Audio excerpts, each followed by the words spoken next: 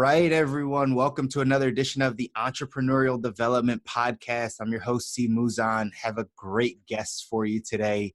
I only want to bring on the show people that are actively in the world of entrepreneurship or are actively beginning to think like an entrepreneur. And this is a gentleman we've just gotten a chance to interact a bit, but we connected on social media where most of us connect these days. Because it brings the world together. But this is a guy, definitely, I'm respecting his hustle and what he's able to do and what he's done in such a short time on this earth, right? But being in a community and being in a space where he's really creating business and really jumping into the entrepreneur space. So without further ado, Mr. Evan Gilbert, thank you for being on the show, Evan. Thanks for inviting me, Chris. It's a pleasure to be on. Absolutely, man. So we just jump straight in here. There's not really a lot to talk about because we're going to talk about it throughout this entire episode. But let's just jump in straight to you, man. Give me the origin story. Tell me where you came from, how you got to this point, how you grew up. Tell me, like, as Gary Vee would say, comic book episode number 1, right? Like, tell me about that. Well, I don't know if anyone wants to hear like the full origin story. That'll take quite a while. But I'll start with my passion for entrepreneurship. It was actually, I was pretty lost in high school. My last year in high school, it was it was a great time socially. It was a great time party wise, but wasn't really a great time scholastically for me or academically. So How come?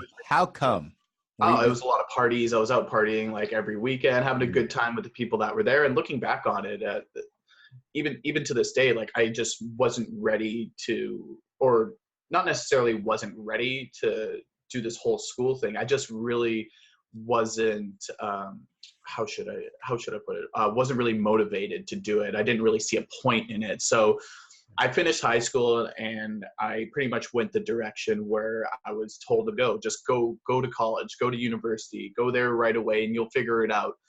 You'll figure it out along the way. So that's what I did.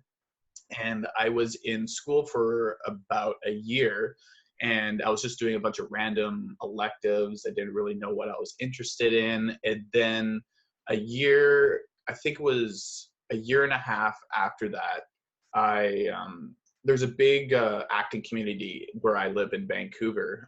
It's known as Hollywood North. So there's a lot of different TV shows, movies that get filmed here, like Deadpool's filmed here every so often. And so what I did was I had to convince my parents first that I wanted to I was able to get a recurring role on this TV show called 100. It's on Netflix, and the whole first season was filmed up in the mountains around 45 minutes from where I live in Vancouver. And it was a recurring role where it was 3-4 days a week. So I had to convince my parents that, hey, I just want to go do this for the next like 4 or 5 months, because that's how long the seasons are. And then I'll make enough money and I just want to go travel. So I first caught the traveling bug back in 2012. So actually I lied. So I only did a full year. So 2011, 2012, I did a full year of school. And then I did a volunteer mission for Habitat for Humanity. I was able to get that through. My dad actually works as a police officer for the Vancouver Police Department here. And it was a volunteer mission with Habitat for Humanity. So we went to go build a couple homes in Kenya, Africa. And it was such an incredibly humbling opportunity. It was great to get my hands dirty and actually do some manual labor. Sure. It was such a great experience to be able to do that. But then when I came back to school after that volunteer mission, I knew that there was more. I wanted more out of life. So then I traveled again that summer. So summer 2013. So fall 2012, I did the volunteer mission in Kenya. Then in the summer 2013, I did a month and a half of backpacking with a buddy of mine through Central and Southern Europe. And then I just, all I had in my mind was just travel. Yeah. So I wanted to just make money. So I was able to travel. So that's where I actually went in and started doing more background work on TV shows and movies. So I got this cool gig on 100 for about 4 or 5 months. And then after that, I was able to afford to stay in New Zealand for about 4 months. So I went down to New Zealand by myself. This is the first time that I actually went to travel on my own. Okay. And I learned so much about myself. But there's this book that I brought with me. It was definitely a mistake at the time to bring this book. because it was so big. So like, have you seen I think it's the Steve Jobs autobiography. Yeah. Have you read that one? I haven't read it, but I've seen it. Oh man, it completely changed my outlook on where I wanted to go in life. Excuse me, I just got it. Yeah, it completely changed my outlook on where I wanted to go in life, and learning his origin stories and how he got started, how he was lost. He didn't want to go to the traditional school system at all. And then it got me to research a lot more on how a lot of business owners and a lot of wealthy people, they actually didn't go into the traditional school system. They didn't go into university, didn't go into college. So when I came back, I just wanted to figure out like what kind of stuff was I passionate in. Like I kind of liked acting, but I wanted to kind of have my own voice to go along with the acting. So that's when I got into broadcasting school, and I got into more specifically radio broadcasting. So back up for a second, Evan. So how old were you when you were like traveling, like living in New Zealand and the Habitat for Humanity? How old were you? I was 19 when I did the Habitat for Humanity, which was in 2012. So yeah, 19. And then in 2014, when I was traveling on my own, I was like 20 and then turned 21 while I was in New Zealand. Got it. So yeah. go even further back. What's the conversation like? This is interesting for me. What's the conversation like between you and your parents when you're telling them your aspirations now of just being a world traveler? They're very they're taken aback at first, but they kind of saw what they knew that I was going to be able to learn a lot more about traveling on my own than I were to learn in a traditional school setting. So inside of a classroom, everyone's got their laptops all up and pretending to do work, but they're all on Facebook, they're all on like Reddit and stuff. So I knew personally I wasn't really learning from it, and I pretty much just had to tell them that, hey, I just want to be able to do this part of education, because my parents, they went to school for straight 4 years after they're done high school. They're baby boomers, they're in their 60s right now, and so they did the 4 years in school. Then they traveled after they were done school. They haven't really heard of someone traveling while they were in school, because then they thought that I would get lost, or I would like go off and like go and leave and not come back or anything like that. Yeah. So it didn't really take much convincing. They kind of knew that that's where I was more passionate about, was traveling. They basically supported you. They basically supported the decision. Do you have siblings? No, I'm an only one. So it was a little bit harder for them to like come to grips with that and like push me out and like do my own thing. They want me to like be on that straight and narrow, follow what they say. But you know what? I just knew that this was something that I really wanted to do. And I knew that every time that I went traveling, I always learned something. And that wasn't the case when I was going to school. It wasn't that every single time I would step in the classroom, I would learn something. Right. I would always learn something. Like every day I would learn something while traveling, because it's just always a new experience. You're in a new place, new people. You got to be more social, more outgoing. You can't really stay introverted, especially when you're traveling on your own. You can't, because then you're just going to be completely lost and you're going to be stuck on your own, and then that's just not a good situation whatsoever. Especially out of the country. But that's interesting to hear that. So I know your dad is a police officer. Was your mom an entrepreneur? Was she always at a job? Like No, she did retail. So she did retail when when she was first getting started, and then verged into being a stay-at-home mom. So she was a stay-at-home mom for about 12, 13 years, and then went back to work after, when I was able to actually make my lunch for myself when I was 12, 13, and went off to high school. So got it. That's interesting, because not a lot of people have that support system, right? For parents that are baby boomers, typically, right? My mom's a baby boomer, but typically for people that have parents that are baby boomers, and they put you in this path of go to school, get some higher education, whether it's college, university, whatever it is, right? They are normally less they're less lenient when it comes to making the decisions, the big life decisions of, hey, I just want to go do this. I just want to travel. I want to experience the world. I normally they keep their children bogged down in a place of, you got to go get a job, right? What are you going to do for work?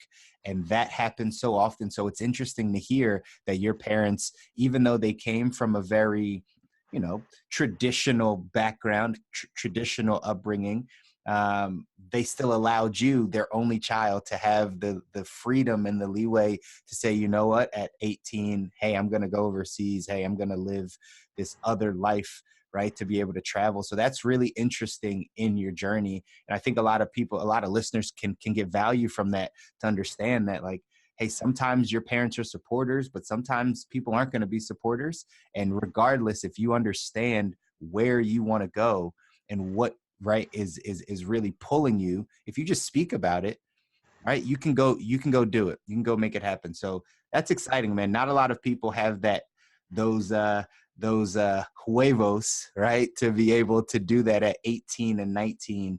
But as you're coming back from New Zealand, and what is now your experience? Now you've experienced life outside of the States, or you're in Canada, so outside of Canada. But like, what now is your thought process, is your mindset like when you're getting back? Now I pretty much just wanted to get the ball rolling, go have a bit more structure. So that's when I decided to go back to school, but it wasn't really a traditional school where I went to. I went into a trade school. Hmm. And that's where I learned how to go into broadcasting, go into radio.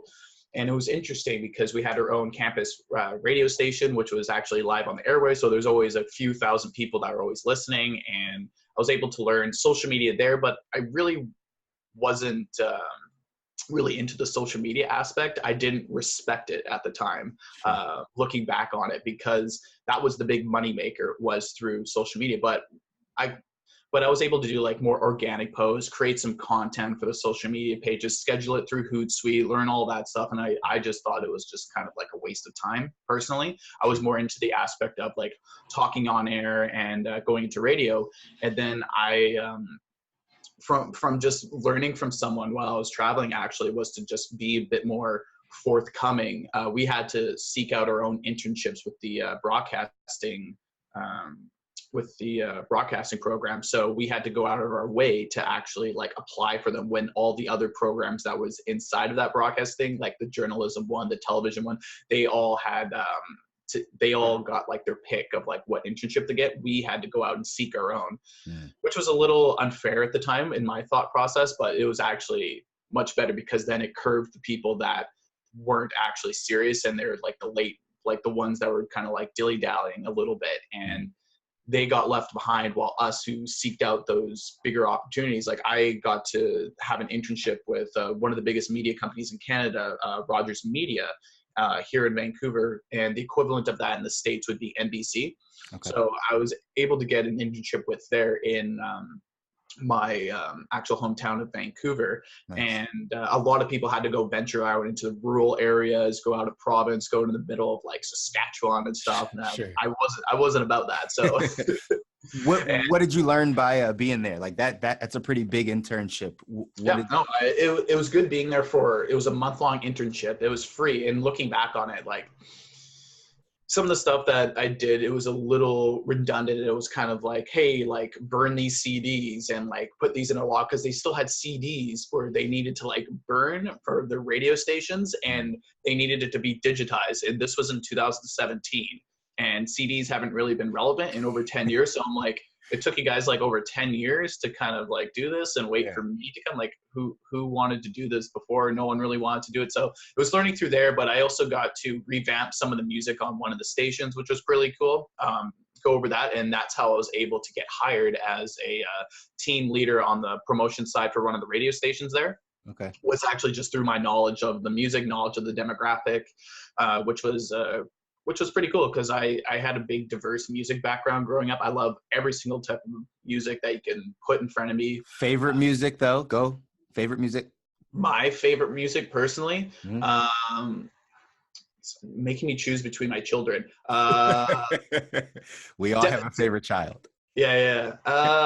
Right now, like, I don't know. I'm in more of like a pump up like pump up phase, because one of my jobs is actually that I still have to this day, because I meet so many like really good corporate clients, is through a premium service job that I have with a hockey team. Okay. So I kept that one because first off, it's like having free season tickets. I have to actually watch the game during it, because it's a union job, so you have to watch out for pucks during play. So I have to sit down. I'm inside the arena bowl. They give me like a little iPad type machine to do like food and like drinks or whatever, but someone else brings it down for me.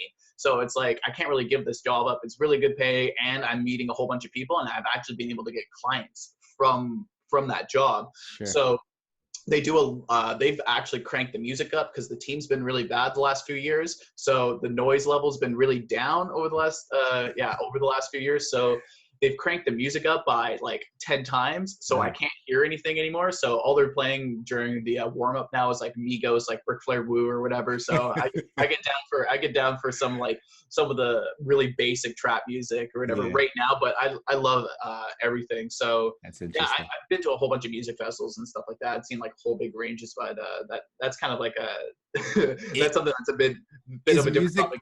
Like this, like the radio station I worked at, it was like 80s hair metal. Okay. 80s hair metal stuff. So, and I was pretty knowledgeable on like the 70s, 80s, 90s style music that they're going for that demographic. So has music always been a passion? Like, has that something that's always been in you, or it just started like when you started working at the radio station and doing stuff? No, I always loved music. I did. My parents were very involved with me being in that creative side. It was mostly my grandmother who installed in me to go and do piano. So I did piano from when I was like 4 or 5 years old until I was probably about 12 or 13. Got it.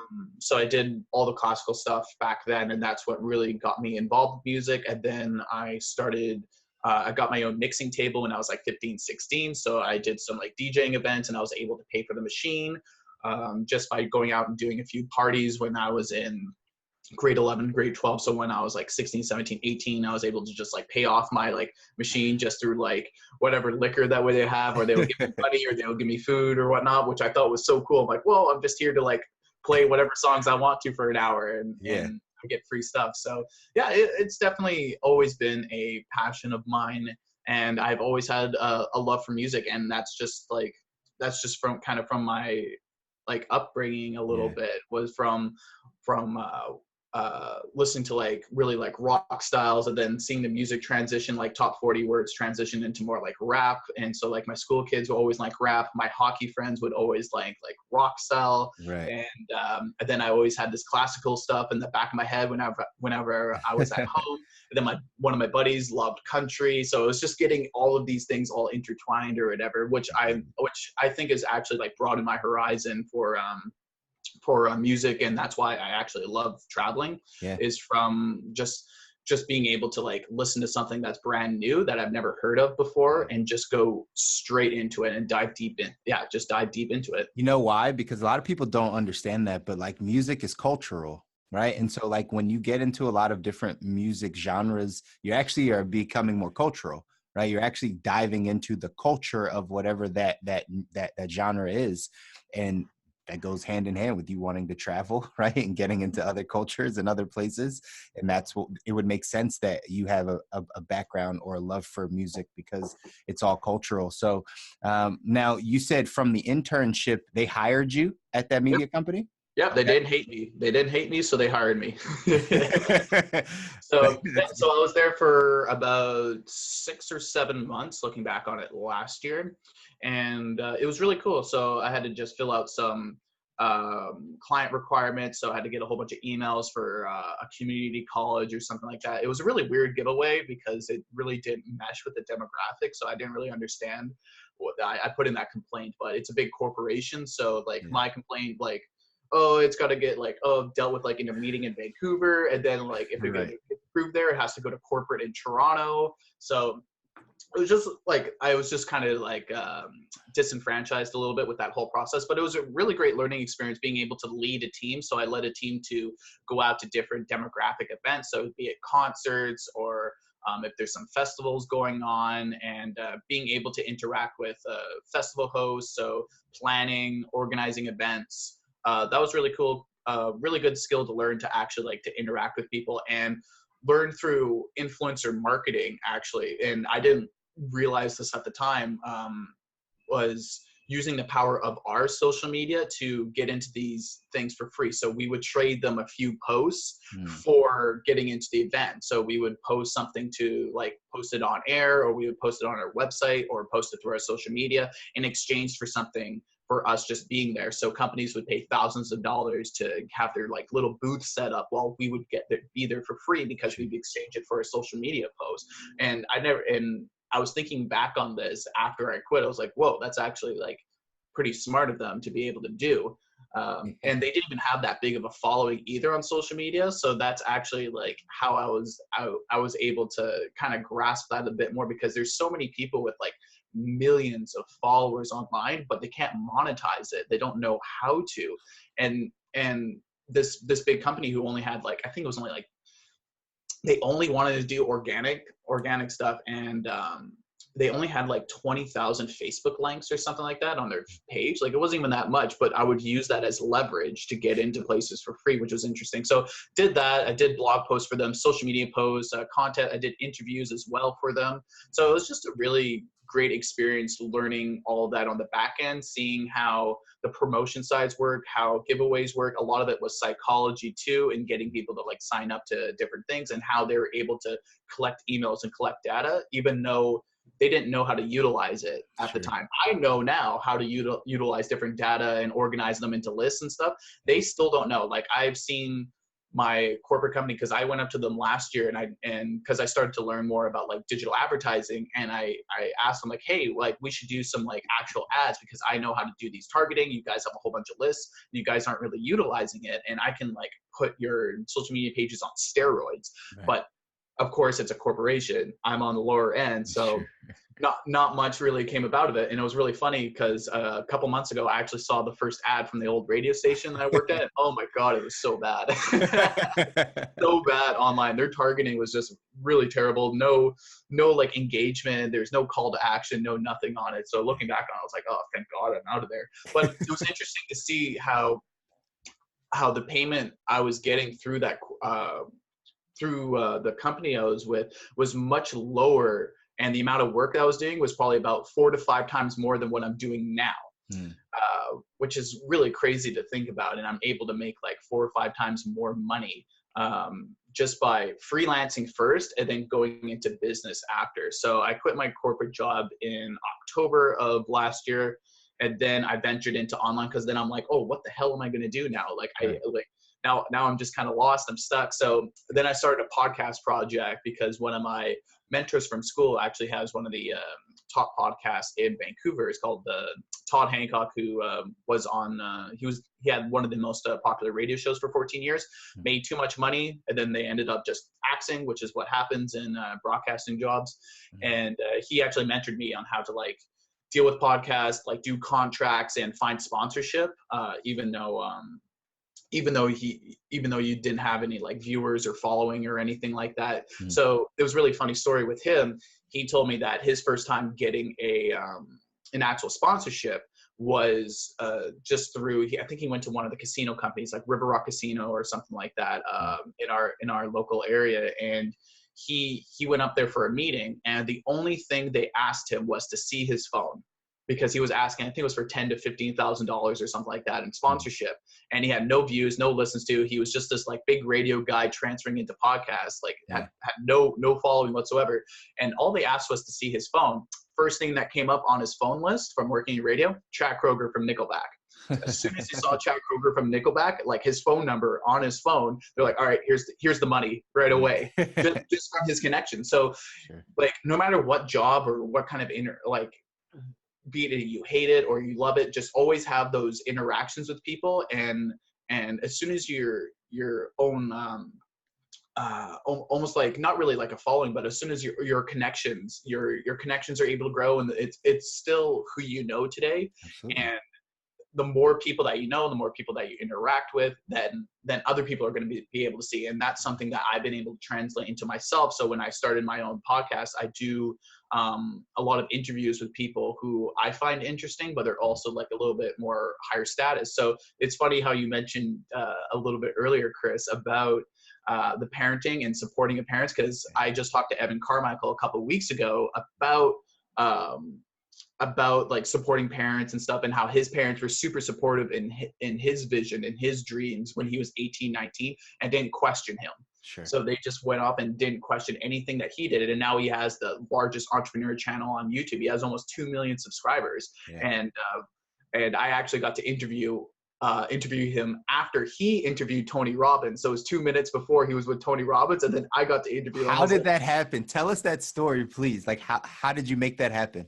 So I like to reach out to a whole bunch of people. So I have if your listeners don't know who Russell Brunson is, Russell Brunson has this top 100 list, so Dream 100 list. And he just said, make out a Dream 100 list and then just message out to these people. So Evan Carmichael was on my Dream 100. So I just sent him an email, not really thinking anything about it. I think a really good thing to do is to follow these people on either YouTube or whatever, and then hit the notification bell. So whenever they go live, whenever they do any of this sort of stuff and you want to interact with them, have that bell, like some sort of notification that lets you know like when they're on and when they're live, because you only have 5 to 10 minutes to get on and be there for when they're live to get your question in, because then they just get flooded with questions, and then the first 5 to 10 minutes is only when they're able to answer those questions throughout the whole hour. So that's how I was able to do it. So I emailed him, and I also went on to one of his lives, and it's just like, Evan, I want to interview you. Like, can we make this happen or whatever? Yeah. And then he saw that my name was Evan as well. So he was like, yeah, let's make it happen or whatever. He's like, I'll get my assistant to like message you over the next couple of weeks and find your email, because he gets flooded with emails all the time. Right. So made it happen, and took like a few weeks to get some of the timing right. And then I had no idea that he was doing anything before. And of course, me being me, I left it to the last minute. I was like, oh crap, there's an hour before the interview. I knew quite a bit about Evan since I've been following him for over a year. So I wasn't really worried about like my knowledge and like be able to talk about, but I just wanted to see what some of his recent videos were like, so that there's a few things to kind of jump in if like because it was 25, 30-minute interview. So there are a few things to jump in case we ran out of things to talk about, which would never happen with Evan Carmichael, but just for preparation. So I go in and I see that he's live 30 minutes before our interview. I'm like, oh, interesting. He's live 30 minutes before. I want to see what's going on with him. And he's interviewing Tony Robbins on that interview. I was like, what is going on? And then 5 minutes after the interview, I just messaged him on Skype, and I was just like, wow, I have to follow Tony Robbins. And he just sends me a winky face and then just calls me right away. He's just like, yeah, man. He's like, it's crazy. He's like, it's crazy how the world works, and where I'm talking how I've been able to interact with someone who talked with like one of the most legendary speakers, orators of our time within a 5-minute span. Because Tony Robbins is a legendary dude from like the 80s, 90s, 2000s. And then he just came out with his documentary a few years ago, I'm Not Your Guru, which is a great film for anyone that's, I think it's still on Netflix because it's a part of his funnel. So it brings people in. And it's a great movie to watch, to see what Tony does and how he's able to like bring so much value to people's lives.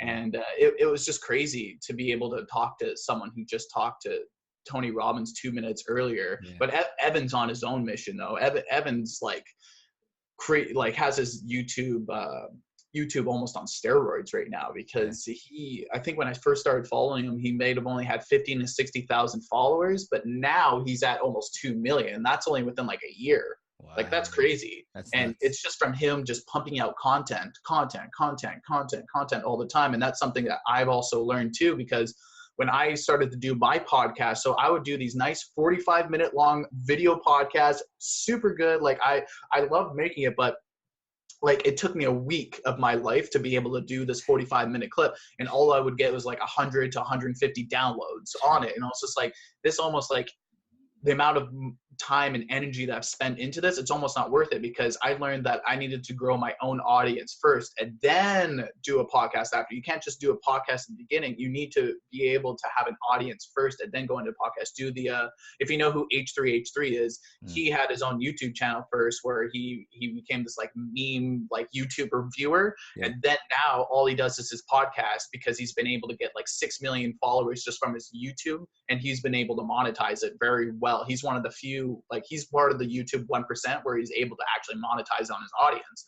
So it was just interesting to go from like going in, and I did that for a solid 2 months where I would just work all week. I would do 16 to 18-hour days of just working on this one podcast to release it, where both the video and the audio was like super high quality.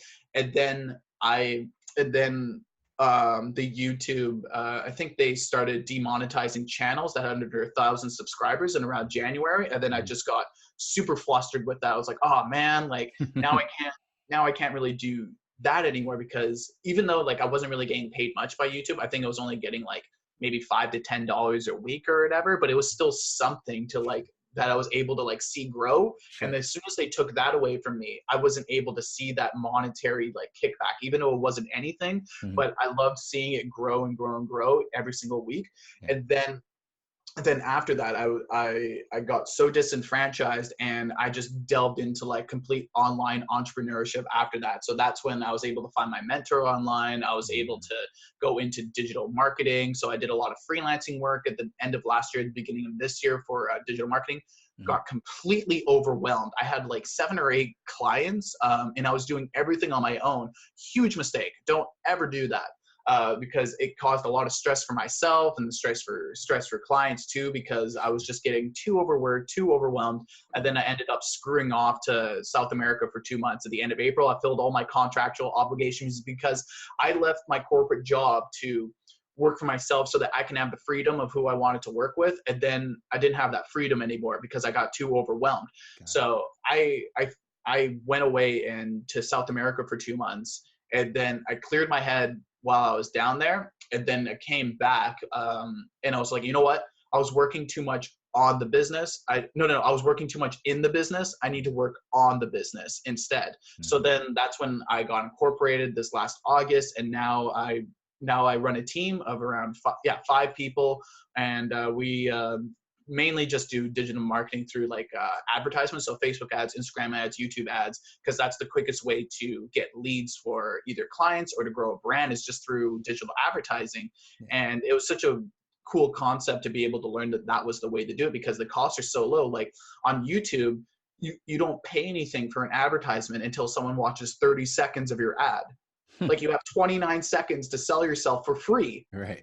For free. Like it's crazy. Like it's not going to be like that forever. And it's like a regular TV commercial or whatever. You're going to have to pay for that 29.5 second space. Well, on YouTube, you get 29 seconds for free. Absolutely. So yeah, just being able to leverage that. And then as soon as someone like stays and watches something past 30 seconds, you know that they're already a warm or a hot lead anyway, because they're already interested in what you have to say. So it's just it's very interesting in being able to learn that form of digital marketing space and digital advertising. And that's where I am today. And it's crazy how everything goes into full circle. It takes a long time to be able to think this process out, because I first started traveling in like 2012. And this has been the way that I really wanted to free myself and be able to travel, because I brought my laptop down to South America, and I was doing some coaching calls because I'm involved in a few entrepreneurial community groups as well. And I do some coaching calls with kids between 16 to 24 to help them get into business. And because I didn't have that guidance when I was 16 to 24, I just went in and like did whatever like my parents said or my friends said, or like my social pressure, like some of it like sort of my parents, but some of it was not very good advice, because they're looking at it from their own perspective, which I emphasize with, but it was not from our time and like learning things, because now you don't have to go to school. You can learn everything just through your laptop. Like the best form of education now, I think, is through like either digital courses or digital mentorship, like finding someone online, because I think they're undervalued, because people are still kind of skeptical about like online courses compared to traditional courses. Like I used to have to pay like $8,000 to $10,000 for a single course, or even like a single program for like a semester, while like a digital course might be like $997 or whatever. And the value that I was able to get in digital courses was actually more valuable than what I was learning actually going to a school, because schools, it's taught by a lot of the time like people who aren't actually in the industry. A lot of the people that was inside of my program, other than the one who was Todd Hancock, who mentored me with the podcast, he was still freshly inside that industry.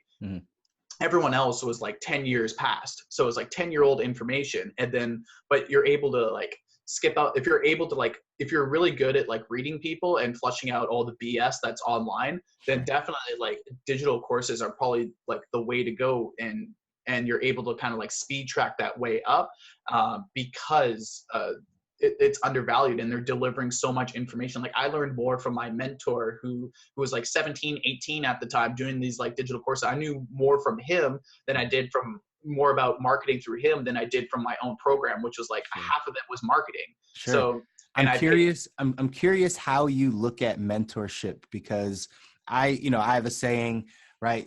Mentorship over schooling, right? I've been putting that on a lot of social platforms just because our society is very big into schooling, right? Like go to school and that's where you're going to pick up all this information that's supposed to help you, but it really doesn't. I firmly believe we need mentors and people that have done it and then can guide us in the direction that we need to go.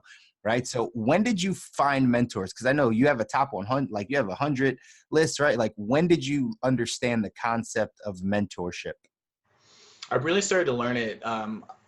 Like mentorship was something that has always kind of been involved in my life because it's been outside of the, like growing up, I was very involved in like coaching and courses. Like I coached hockey when I was younger. I was able to do that because my dad also coached hockey. So he taught me a lot. So I went to a lot of these coaching seminars for hockey.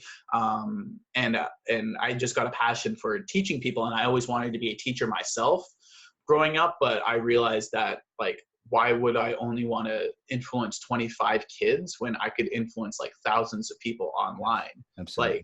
Like my, just being able to like the scalability of like my message, like I shouldn't like it would be selfish of me to conform it to 25 people instead of thousands of people online. But being into mentorship, like I always had great mentors, be it like hockey coaches, sports coaches, or like you can find a mentorship from anywhere. But I really like wanted to get into mentorship because I always like knew like some people go into like think that teachers are just like mentors, but sometimes teachers are just there to like get a paycheck at the end of the day. A lot of them are. Yeah. So you have to kind of pick and choose like which ones are actually there because they genuinely want to help, and then which ones are there for their own selfish reasons of just getting a paycheck at the end of the day and not really caring and just filling out like the minimum requirements for what they have to do. Because I had like good blend of like really bad teachers and really good teachers, so I saw kind of both sides there. And mentorship is incredibly important because especially if you don't understand a certain topic, so be it like Facebook advertising, for example. So I really started to learn that last year, and I seeked out help from people that were doing it really well. But you got to offer something in return to get that mentorship. Like you can't just be like, hey, be my mentor or something like that. Like I get messages quite a bit now where kids are like, oh my God, like I saw you like post things in whatever Facebook group that you're in. Like, can you help me? Can you be my mentor? I'm like, no. like you can't just like go out and like ask people to be a mentor. Like I would just send them a link to like my scheduler, for example, and then I would tell them rates, and then I wouldn't hear from them again. So they're not actually serious about actually getting the mentorship. They're interested in the free advice only. Which is good to give like every so often, like free advice and stuff. But at the end of the day, I feel that if kids are really serious or people are serious about getting mentored, they'll actually do an investment of some sort, because then it's like school. If you go to school for free, that's why it's a big thing in the States, I know, where it's like free college, free education or something like that. I think that would take away from people actually like having an investment inside of the school. Like I didn't pay for my schooling my whole first year. Every year after my first year, I paid for it because my grandparents left me some inheritance to just have my first year paid for. And I didn't take it seriously because I didn't like, you didn't pay for it. You didn't have to sacrifice for it, right? Like exactly. So so mentorship, it's a give and take. So if you're willing to, like, there's this one mentor who I'm meeting up with tomorrow, who's actually in my local area of Vancouver. It'll be like my first Vancouver mentor in a really long time, because he has a really good podcast and he has like these really good spirituality connections and stuff. of people that are inside the Vancouver community who I want to get involved with. But I'm probably going to end up, because I know that he runs about 5 or 6 different businesses. Mhm. I'm probably going to, I usually don't do this anymore because I've been able, I did this like 8-9 months ago where I would work for free for someone in exchange for for a testimony or whatever. Cause that's a good way for my industry, especially for digital marketing, is to work for someone for free for a month.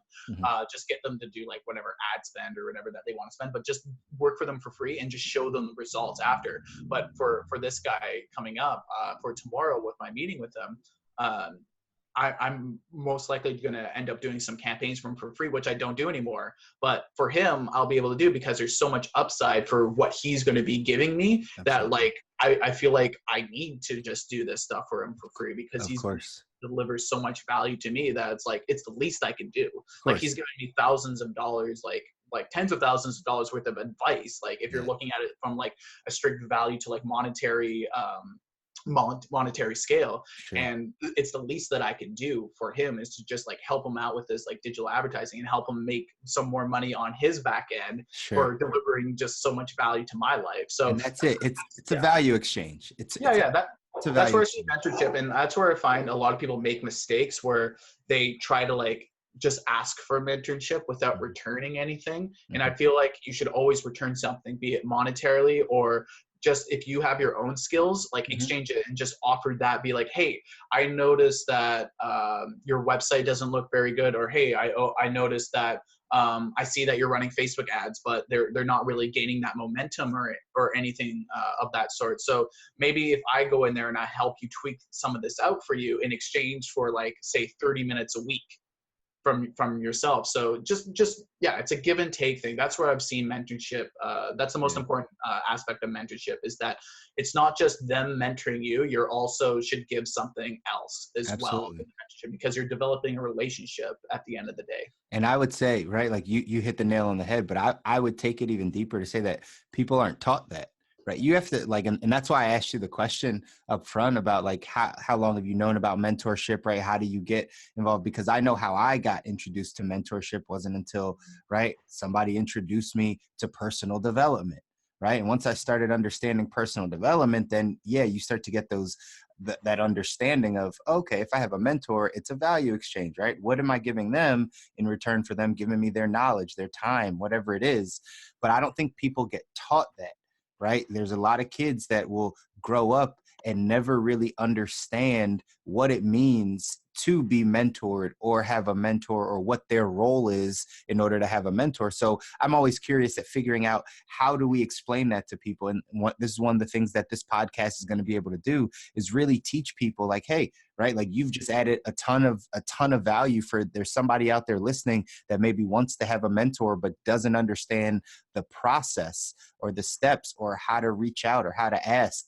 Let me ask that question on the back end, right? Like, have you always put yourself in that environment? Have you always asked the people that like, you want to be around? Have you been vocal about it, or were you always like an introvert? Like how did you go about finding that part of yourself?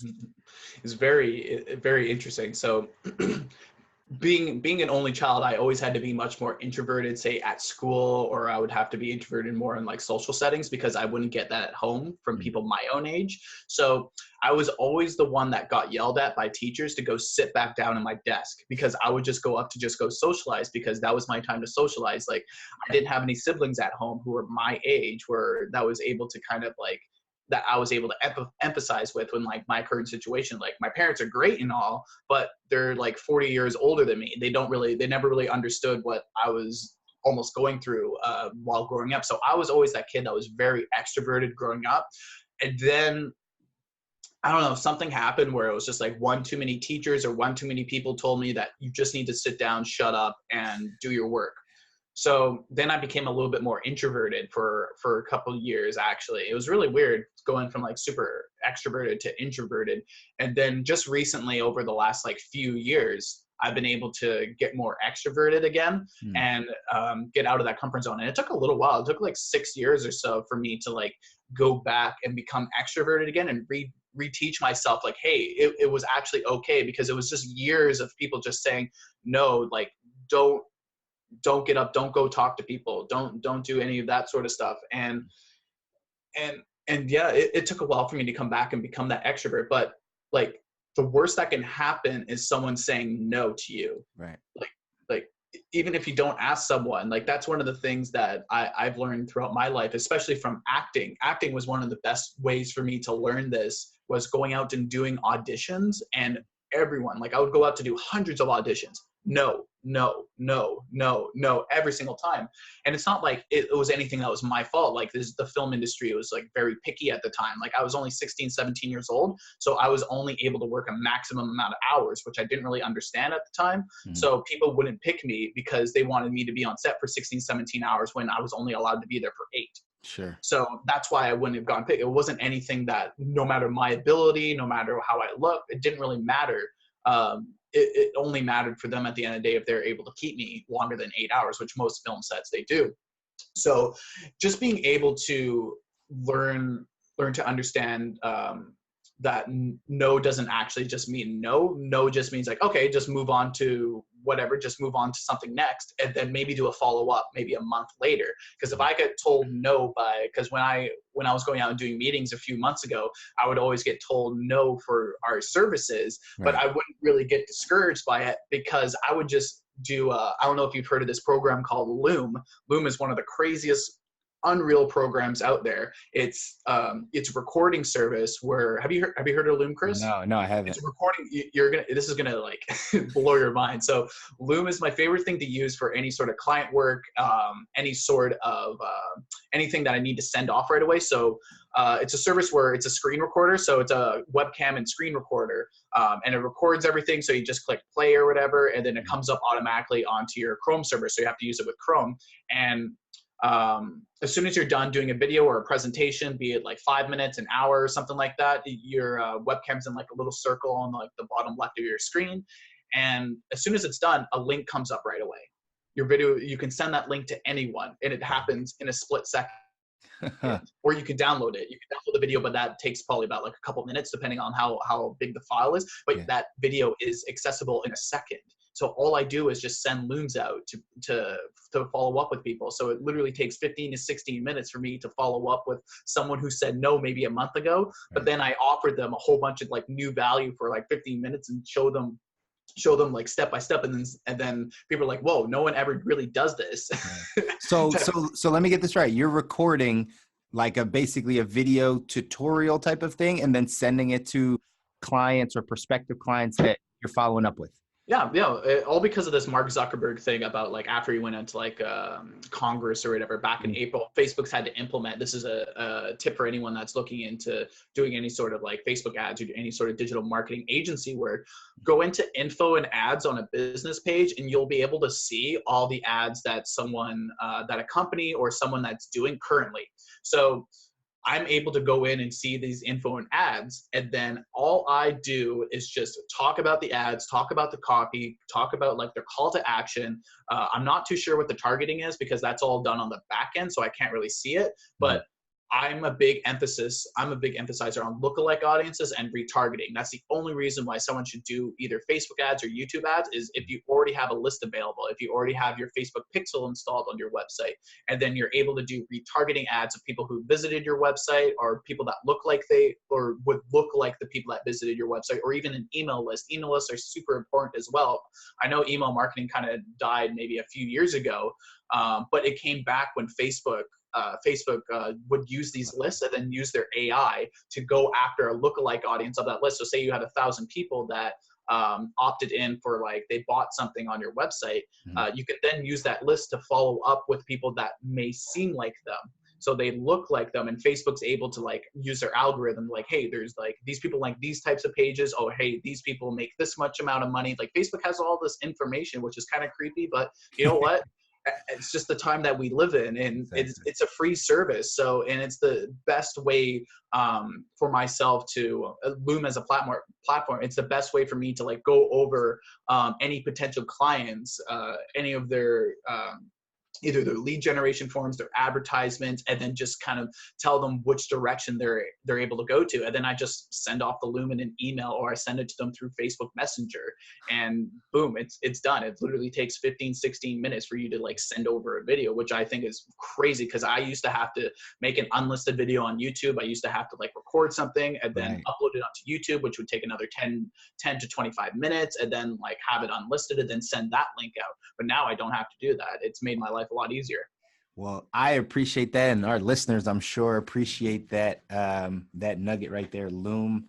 As soon as we get off, I'm going on that website to figure it out, man, because that's always awesome. And we're gonna get wrapped up here in a bit, man. But just kind of, we've walked through a lot of your journey, kind of understood where you're at and how you got to this point. Tell me some of your biggest learning lessons, right? Like some of the biggest things you've learned by now being an entrepreneur with your business, Evan. Time management is incredibly important in organizing your day. So I've now organized my day into separate blocks, which is what my mentor does. So he'll only work in the morning. For example, he'll only work for like 4 to 5 hours in the morning.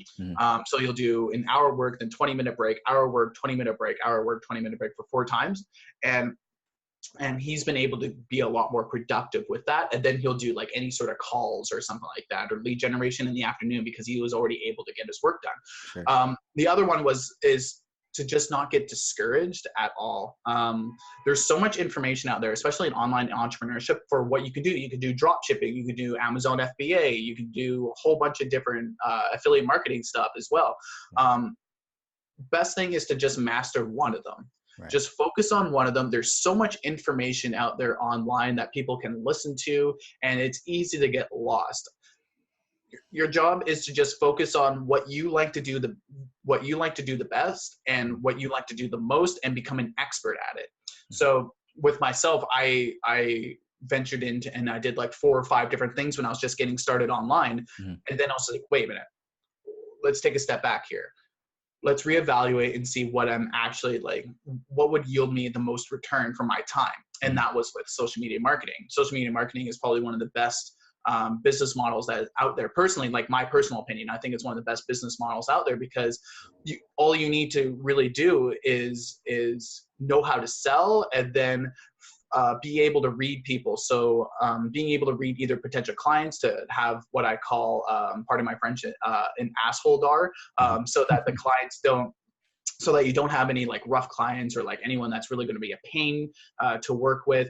But then also when you're hiring people and you're looking for contractors to do some sort of like Facebook AdWorks for you, or YouTube ads for yourself, understand like and build a relationship with those contractors as well. And yeah, just to not get discouraged, and being able to like learn what your best assets are, and just jump straight into it. Like, don't go 50% into something, go 110% into it, because that's the only way that you're going to be able to succeed. Like Jeff Bezos didn't go 50% into Amazon. He went like 1,000% into Amazon, and now he's got like almost $1 trillion company. He's going to be I think he's going to be the first like $1 trillion man pretty soon. Which is crazy. And all he does is literally just like essentially just like drop ships a general store. That's what he did. And he started out with books. Yeah. He started out with books, and then he ventured into like having the biggest general store online. So that's a word of advice for drop shipping. Don't do a general store, because you can't compete with Amazon. There we go. That is so true. That is so true. But hey, big points there, right? Time management. I try to teach people about it all the time, Evan. Like at the end of the day, when you become an entrepreneur, you got to make sure you understand how to manage your time, right? How to become the most efficient, productive person. Because sometimes you'll see people that are 16-hour days, 15-hour days, but they're not efficient. They could have really gotten a lot of that stuff done in 5 or 6 hours, but they let their day drag out because they still think like an employee. I always say it's employee mindset versus entrepreneur mindset. They're completely different ways to think, but you have to develop the entrepreneur mindset in order for you to be successful as an entrepreneur. You can't go into that entrepreneurial venture with an employee mind and think that you'll still be successful. It's just not the way that it happens. So to come full circle and talk about, right, that's why mentors are important. That's why getting around the right people and staying teachable and remaining coachable. Those things are just the most important thing when it comes to entrepreneurship. And it sounds like you've been able to do it well, and that you're continuing on your journey. Again, I appreciate you coming on the show, man. Tell everyone where to find you. Like, obviously they've heard tons of nuggets from you. You've given a ton of value. Where can people find you? You can find me, excuse me, you can find me on YouTube. My YouTube is Block E Media, so like a building block, the letter E and media. And also on Instagram as well. My Instagram is at the Gilby Gilb, so TheGilbygilbz. I say Z up in Canada, but Z for listeners down in the States. I'm very active on Instagram, very active on YouTube as well. So definitely, like, just shoot me a message or whatever, like comment on a video. I'm always willing to answer back to each and every single one. And the last little thing for like any sort of time management and distraction, just want to touch on biggest changer that I did was using a YouTube ad block, or not an ad block, a YouTube blocker and a Facebook blocker. So download any sort of like extension like that onto your either Chrome, or if you're Safari or whatever. Use that as a resource, because like I get distracted super easy just by YouTube comments. I get distracted. So an application blocker is also a great way to focus on your time, depending on what you're doing. But use that throughout the time. Like, say you, or even shut your phone off for an hour. Just say that you're only available in the afternoon. Like, little things like this are what been able to speed up my process in order to run my agency more efficiently. Absolutely, man. So again, all the listeners out there, he's giving you all the nuggets, what you need to do to be able to be successful in your entrepreneurial venture. But Evan, I really appreciate you coming on, man. Anything that you need from us, right? I'm always going to be a resource. Hopefully I make it up to Canada at some point. I heard it's nice up there. Oh, it's nice. Yeah, this month it's nice, but by next month it won't be as nice. Yeah. I actually live in one of the areas where it doesn't snow. Like, if it snows here, it makes news. Really? So it's one of the nicer places. Vancouver is very nice and like very gorgeous area, and it's probably my favorite city in the whole world of anywhere that I've been able to travel to. Got you. Well, definitely, yeah, it's definitely worth it. Come on up here, Chris. I definitely will. I definitely will, man. So again, I appreciate it, guys. Until next time, we are signing off. This is Entrepreneurial Development. Again, I'm your host, C. Muzan. I will talk to you guys soon. Take care.